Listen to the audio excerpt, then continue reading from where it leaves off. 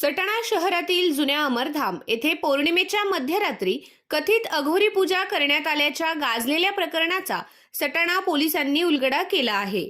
या प्रकरणात वापरण्यात आलेली स्विफ्ट व फॉर्च्युनर ही 2 चारचाकी वाहने जप्त करण्यात आली असून 5 संशयितांना ताब्यात घेण्यात आले आहे। मात्र पूजाविधी करणाऱ्या कथित मांत्रिकाचा शोध अद्याप सुरू आहे।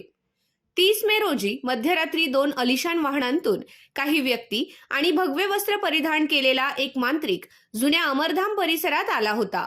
स्मशानभूमीतील चिता जळणाऱ्या ठिकाणी अंडे, लिंबू, उडीद, कवड्या, कापूर, नारळ, पुष्प व कुंकू यासारख्या साहित्याचा वापर करून कथित अघोरी पूजा करण्यात आल्याची माहिती समोर आली होती। या घटनेमुळे शहरात मोठी खळबळ उडाली होती।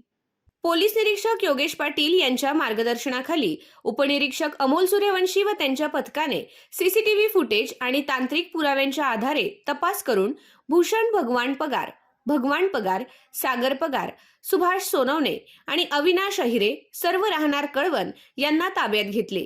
प्राथमिक चौकशीत कळवण येथील एका नातवास अर्धांगवायूचा झटका आल्याने उपचारानंतरही सुधारणा न झाल्यामुळे आजोबांनी शेवटचा पर्याय म्हणून मांत्रिकाच्या सांगण्यावरून ही पूजा केल्याचे समोर आले आहे। प्रकरणातील मुख्य मांत्रिकाचा शोध सुरू असून त्यानंतरच संपूर्ण सत्य स्पष्ट होईल असे पोलीस निरीक्षक योगेश पाटील यांनी सांगितले।